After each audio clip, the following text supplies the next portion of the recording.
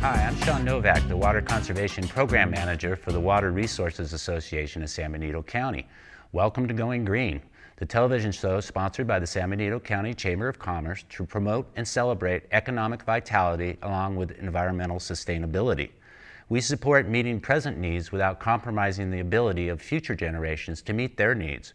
Today we will hear from guests about organic farming, from Phil Foster of Pinnacle Organics, Paul Hain from Hain Ranch Organics, and then next we'll meet Joe Morris of Morris Grass-Fed Beef. My first guest is Phil Foster from Pinnacle Organics. Welcome, Phil, to the show Going Green. Thank you, Shawn. Pleasure to be here this evening. Thank you.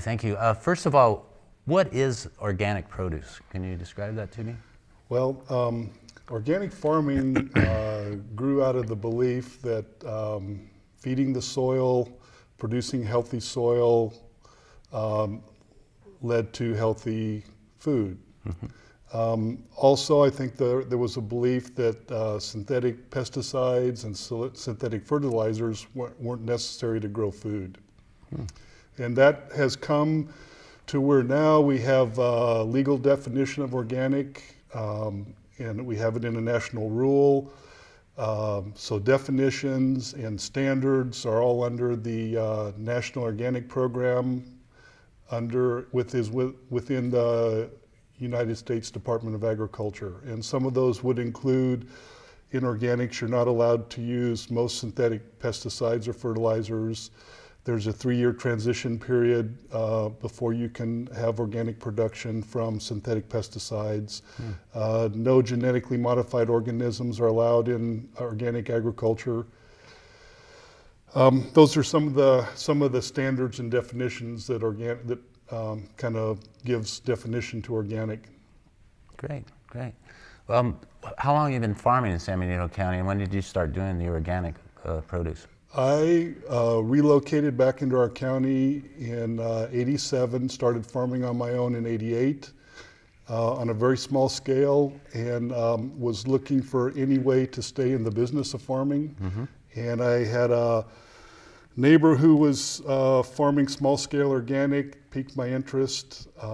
So we started experimenting with organic produce in 1989.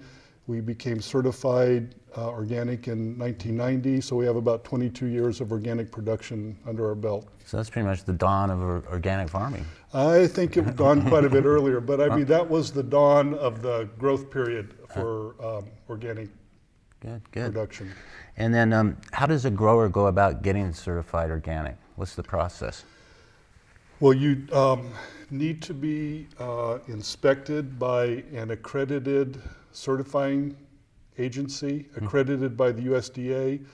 So that certifier would come out, inspect your farm. In that time, you would have produced an organic systems plan, which kind of is your roadmap on how you're going to manage your farm under organic standards. So that would have to be verified. They would look at your land. They would review your land history to make sure it's met the 3-year transition from synthetic applications to your first harvest.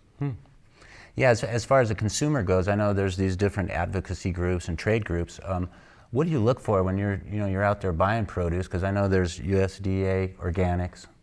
There's the other one. It's California Certified Organic Farmers, Organic Agricultural Movements. I mean, how can a consumer, when they're out buying produce, be guaranteed they're buying organics? Well, if there's labeling associated with the produce, if it comes in a package or has a sticker to it, if it's organic, it has to list the certifying organization. So our organization that certifies us is California Certified Organic Farmers, short CCOF. So our labels say CCOF certified. Mm-hmm. Other producers might use the USDA label, organic label. And then also if you're at a farmer's market, usually the folks at the farmer's market have their certification documentation, their organic registration, their producer certificate there on display for consumers to look at. I've seen that. I didn't know what that was for. It's mainly for the consumer though, huh? And I think certifying websites will have all the their certifying producers that are in good standing listed on their website. That's good. Yeah, I've been to your Saturday market several times. I love going out there on Saturdays. It's I see a lot of my neighbors and a lot of people from the community. But I marvel at all the green technologies you're utilizing out there. Can you kind of give us an overview of what you're doing out there? Sure. Yeah. Well, just a little bit of background. We do market all our produce ourselves through different venues. And when we decided to do that, we needed to have more infrastructure on the farm. So we needed to put in some buildings with some cooler space.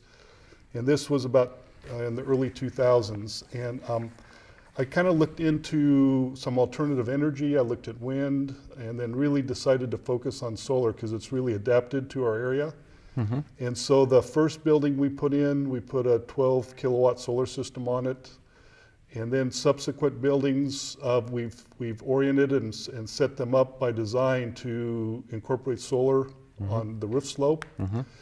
And so currently we have about 50 kilowatts of solar generating capacity on our farm. And that supplies about 50% of the electrical needs for our San Juan farm. Oh, that's great. So it's really been a nice plus for the farm. I think it kind of falls into what I think expectations, people that are supporting organic farming. It's going to save us a lot of power over the long run. Sure. We've also been using biodiesel on our farm for about 10 years. And most of the biodiesel we're using is the B99 or B100 straight biodiesel. We're running it in all our trucks or tractors. Our historical usage of diesel is about 24,000 gallons a year. Of that, we've been able to incorporate about 18 to 20,000 gallons of biodiesel in our use on a yearly basis. And originally we started with soybean-based biodiesel, and for the last several years we've been using recycled vegetable oil that's been processed into biodiesel. That's great. What about the hedgerows out there? They're beautiful. Is that a California lilacs you got out there? Ceanothus, California lilac, toyon, coffeeberry, some buckwheats. That was put in to encourage some habitat for native beneficial insects and also for native pollinators. They were in some border areas. They were easy to put in. It was easy to dedicate the land to the hedgerows. They also add some beauty to the farm, and there's some windbreak benefit. If you know San Juan Valley, it's particularly windy in the summer afternoons, and it does cut down a little bit of the wind. That's great. Well, it seems to me I encourage everybody to go out to your farm on Saturday because in addition to beautiful produce and seeing the farm itself, the prices are great too. So, and your employees seem to really like working out there. So, could you give me just a little bit about the employees? I mean, a lot of them have been out there for many years, a long time.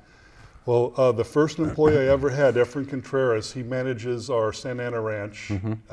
He's worked with me for over 20 years. We have a lot of employees that work 10 or 15 years.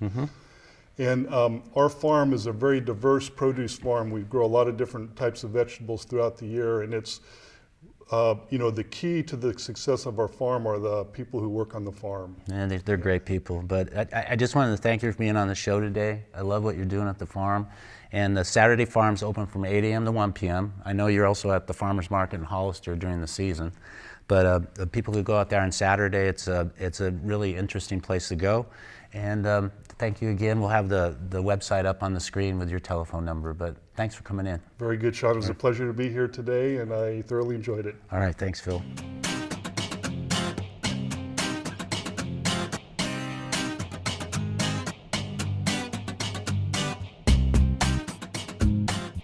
Welcome back. You're watching Going Green. This program is sponsored by the San Benito Chamber of Commerce. I'm David Huboi. I'm a certified green building professional and a licensed architect. It is with great pleasure I want to introduce my guest, Paul Hain from Hain Ranch Organics. Welcome to the show, Paul. Thank you very much, Dave. You're welcome. I'll give a little background on Paul. He's a fourth generation rancher in Tres Pinos. He has a Bachelor of Science degree from Cal Poly San Luis Obispo, a school known for agriculture as well as architecture, I must say, and a Class 32 in the California Ag Leadership. He has been a director in numerous farm and water quality organizations. And you've been growing organically since 1993. And you're a CCOF, I guess that stands for Certified California Organic Farmer, am I California correct? Certified Organic Farmers. Okay, great. And you and your wife, Letitia, have 2 children and 3 grandchildren with number 4, I just found out tonight on the way. Yes. Congratulations on that. So perhaps we'll begin with a definition of palmology that you have your degree in. And I did a little research and Wikipedia'd it, if you will. And my understanding, it's the study of fruit cultivation. Is that correct? It's the study of deciduous fruits and nuts, which are ones that lose their leaves every winter. Oh, okay. They go through a cycle. Well, thank you for that. Let's talk about your farming operation. I understand you produce organic walnuts. Organic walnuts. With Salatin, am I pronouncing that right? Salatin This style? is Joel Salatin. Oh, Salatin, okay. Salatin Thank you for that. kind of pioneered the mobile pen system Okay. that we utilize for our turkeys and our chickens. All right. And maybe you could tell us a little bit, about your operation on as it as it relates to chickens and your free-range hens and turkeys and all that, what you got going on over there. Well, right now it's kind of like juggling. You have try to keep all the balls in the air at once. It started a number of years ago, an experiment to see if we could add poultry to our organic walnut operation, whether they would be compatible since we mechanically harvest the walnuts, and if the chickens would be compatible, and it has worked out well. It has added another layer of enterprise on the same acreage. We're on 30 acres out along the Tres Pinas Creek, just west of Tres Pinas. Beautiful country out there. Beautiful. I live in my grandfather's house. We've been there for quite a while. It's nice to have roots. Yeah, 4 generations, right. So we grow walnuts. We grow chickens for meat. We have a few turkeys, not too many. And then we have several hundred egg layers that we rotationally graze with large, in a former life they were cotton trailers, and now they're mobile hen houses that we move throughout the orchard and produce eggs. Great. Now, the walnut orchard, and you let the chickens run free, and I guess there's a symbiotic relationship between the two. I mean, the chickens are providing the fertilizer for the trees, and the trees provide the shade and comfort for the chickens. Am I correct to say that? Yeah. Okay, great. Pretty close. Yeah, so it's kind of integrating livestock with your farming operation. Yeah, the broiler chickens, the meat chickens, are actually in 10 by 12 pens that we move daily. And the reason for the pen, there's the technical definition of free range is that they have access to the outdoors. So these are outdoors. Right. So they're truly free range, we like to call them. But the pens are there to control their grazing, to protect them from the elements and predators. There's water on board, there's feeders on the pens, things like that, and it helps control it protects them and controls their grazing at the same time. Okay. Now, how about the chicken itself with this type of environment? Is it? I did a little reading on your website, and you emphasize that it's important to raise these chickens in kind of a stress-free or less stressful manner, if you will, letting them run out there and enjoying the sunshine and everything. What is that, when you raise chickens in a stress-free environment, what does that do? What is the benefit?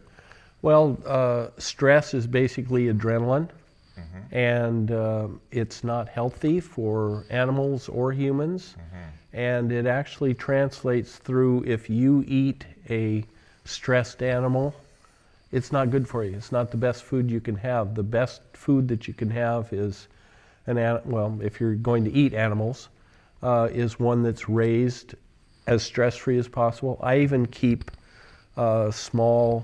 I have people touring and whatnot, and the kids, I don't let them scream, I don't let them chase the chickens, things like that, just to ensure that the animal welfare is the highest it can be. Right. I mean, their destiny is to end up on your plate. Yeah. But while they are alive, we can maximize their experience. Because they are free range, I guess they're raised or a certain part of the year. What is that part of the year that you Pretty much, let it's them like go out growing a garden almost. Is that we don't raise during the winter when it's wet and cold, because especially the small ones don't do that. Right. And where they're certified organic, the feed is rather expensive, and they utilize most of their feed to stay warm rather than grow. It'll probably create a little stress on their It lifestyle can there. be hard on them and stressful whatnot. for them, They get wet and cold, and it's not good for the animal. So we choose not to do it. We mimic nature, in that most of nature has babies in the spring when conditions are right and it warms up and they can do their best and they can reach their full potential. Right. So our season is pretty much April through November. Okay. And also state the importance of serving the local area. Maybe you can talk a little bit about that. Well, what we're trying to do, my definition of local is 100 miles. And I look at it kind of as a bullseye, in that urban people should have, if they can, try to source things initially in their local area, 100 miles, and certain things they can't get, like the best peaches come out of Fresno and whatnot. And so that spreads that next ring out a little further. Other things, avocados and things like that, well, you got to go to Southern California. Right. And so you try to hit the bullseye and move further, except for bananas. I'd like to get everything. We can get anything we want in California. We're really fortunate. I have to tell you that we bought one of your chickens at the Hollister Farmers Market. We took it home and it was finger licking good. So yeah, it was Yes, great. Colonel. Don't want to bring the Colonel in this, but and also let's say CSA. There's a certain CSA organization just in a brief period of time. Can you tell us what that is? CSA is more of a concept. It stands for Community Supported Agriculture, and it's when members of a community join together with their farmers and ranchers to support what they're doing, to buy their products, to perhaps even pay up front for a yearly share of what is in season. And it allows the local producer and the community to work together to preserve agriculture and the quality of life for everybody. Great. Hey, well, I want to thank you for coming on the show, and for viewers, you can see Hain Ranch Organics website address on the screen there, and hey, we'll see you again soon. Okay, Good. Paul. Thanks, Dave. You're welcome. Take care. Good.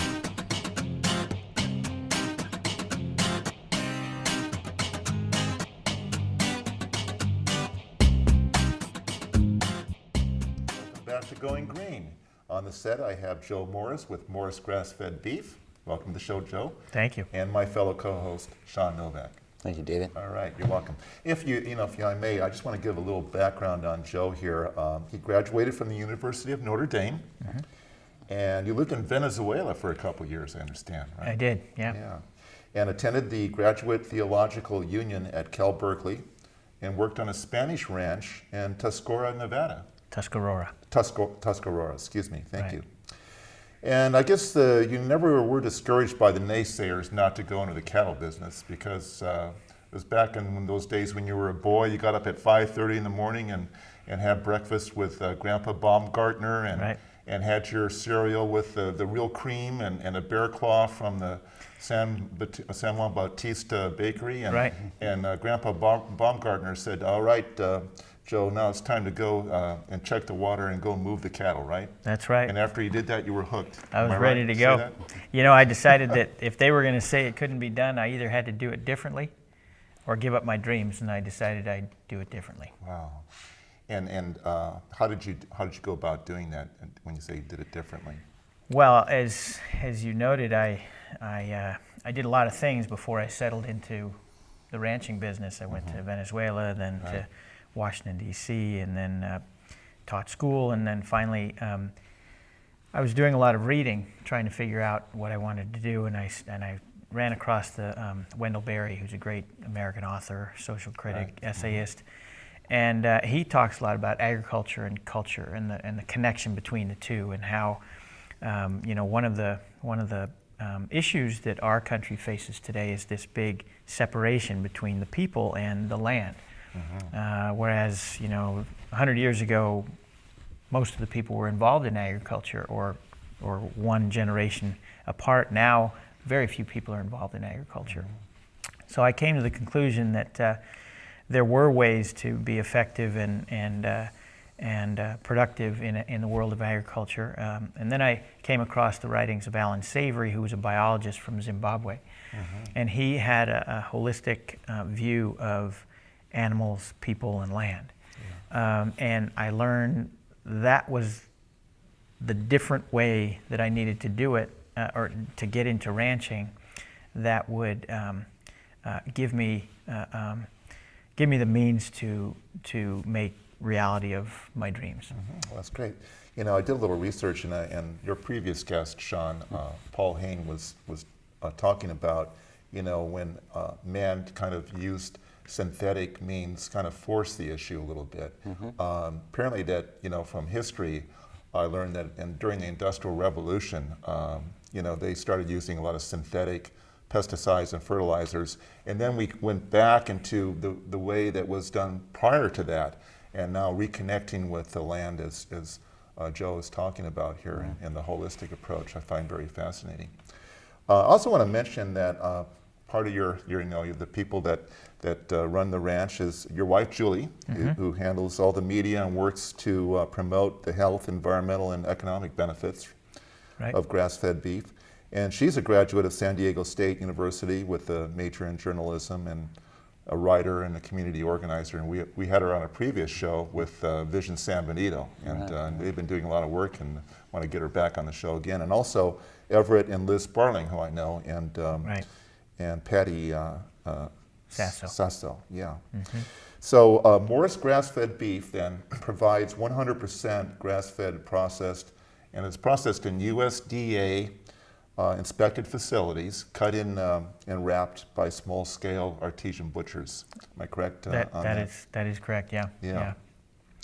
And then I've also did a little research from your website, and discovered that there has been scientific studies done in Cal State University, Chico, that have looked at grass-fed beef and the benefits of grass-fed beef as compared to beef raised with a conventional feeding means, and they discovered that grass-fed beef has more beta carotene, vitamin E, omega-3 fatty acids. That's the good fatty acids, and also a chemical, or not a chemical, but a material called CLA, which is conjugated linoleic acid. Maybe you can tell us a little bit about that. Joe. Well, CLA is another fatty acid, and it's the same fatty acids, the omega-3s and CLA, that you find in wild salmon. And so I tell our customers when the doctor tells them to cut back on beef, but to go eat wild salmon, I'm saying, well, grass-fed beef has the same. The meat is characterized by the same nutrients as in wild salmon, maybe not in the same proportions, but the same nutrients. So if you're looking for those nutrients, grass-fed beef is a good source. And it makes sense because the animals are eating the diet that they evolved eating. They're eating the leaves of the plants. When you put them in a feedlot, they're eating the seeds of the plants. The seeds constitute the largest part of their diet. When they're out on the rangelands, they're eating the leaves. And that is where the omega-3s are. Okay. And great. so so it's a very different thing. And as soon as you take them off the rangelands, you create all kinds of issues. I know every morning I take one of those omega-3 pills. There you go. That's right. I read in Men's Health magazine. Okay. Yeah. Well, every evening I eat a hamburger. So It's way better tasting than the pill. Well, and I wanted to mention, I know you're involved with the community. I always see you out at Farm Day, and I went through leadership through the chamber, and Right. you had us out to the ranch, and it was really interesting for me. I'm a city boy, so all this stuff's new to me, but you were talking about how grass-fed beef, it helps maintain the topsoil out in our pastures. Can you tell us a little bit about that? It does. And, yeah, you know, out on the most important process that human beings are involved with, or one of them, is photosynthesis. And photosynthesis is happening on a massive scale out on the rangelands when there are green plants growing. And we can manage the process of photosynthesis and make it more effective or less effective. In other words, we can capture more carbon dioxide and more solar energy if we manage our animals so that their grazing enhances the growth of the plants. And that's really how this thing works together. If we manage the animals well, the plants do well. If we manage the plants do well, the animals do well.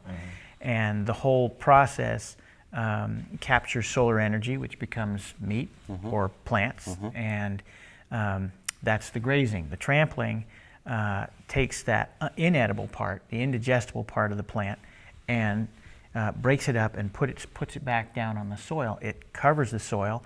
Did you know earthworms needed a thatched roof? No, I didn't. Well, they do.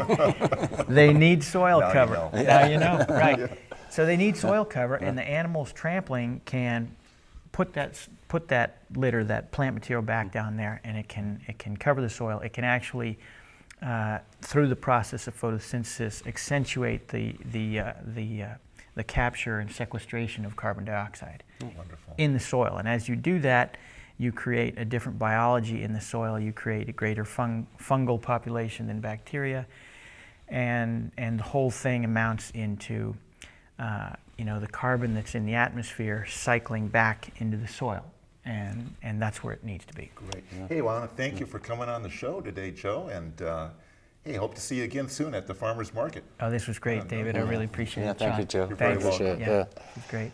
Take care.